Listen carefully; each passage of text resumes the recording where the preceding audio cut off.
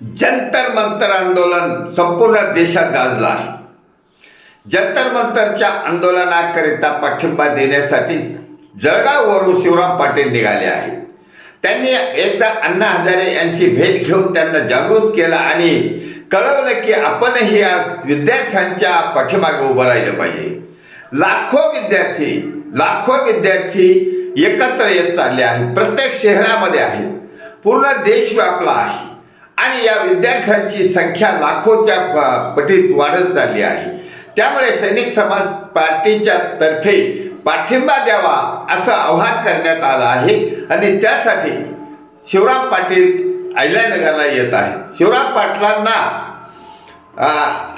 पाटील येऊन ह्या अण्णा हजारे यांच्याशी भेट घेणार आहेत। त्यासाठी शिवराम पाटलांनी आम्हाला बोलवलं आणि आपणही यांच्या विचार विनिमय करण्यासाठी आम्ही जाणार आहोत। आफ्टर थॉट विचार विनिमय करण्यात येणार आहे। त्यासाठी आम्ही सैनिक समाज पार्टीचे धुरंधर नेते त्या ठिकाणी आपले विचार मांडणार आहोत आणि हा संपूर्ण देश पेटलेला आहे। देशामध्ये आंदोलन सुरू झालं आहे, प्रत्येक शहरामध्ये सुरू झालं आहे आणि संपूर्ण देश हा या राजकीय सिस्टमवर नाराज आहे।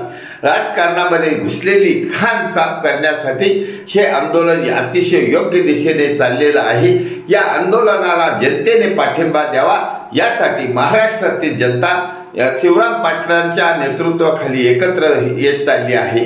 शिवराम पाटील या आंदोलनाचं नेतृत्व करणार आहे आणि शिवराम पाटलांनी हे सुरू केलेलं पाठिंब्याचं आंदोलन आहे। त्यामुळे या देशामध्ये चाललेली ही राजकारणातली घाण साफ होऊ शकते आणि आता हा मौका आहे, अभी नहीं तो कभी नहीं असं झालेलं आहे। सुशिक्षित जनता, सुशिक्षित तरुण एकत्र आलेला आहे, म्हणून देश एकत्र संघटित झाला आहे, एका मुद्द्यावर आलेला आहे। त्यामुळे याला स्वातंत्र्याची दुसरी लढाई म्हटलं तरी वावगं होणार नाही। या स्वातंत्र्याच्या दुसऱ्या लढाईमध्ये महाराष्ट्रातील जनतेने सहभाग घ्यावा यासाठी शिवराम पाटलांचा ओढा आहे, आंदोलन आहे, विचारधारा आहे। आत्ताच त्यांनी मला एक फोन करवला की जितेंद्र भावे फ्रॉम नाशिक हे पण त्यांच्याबरोबर येणार आहेत।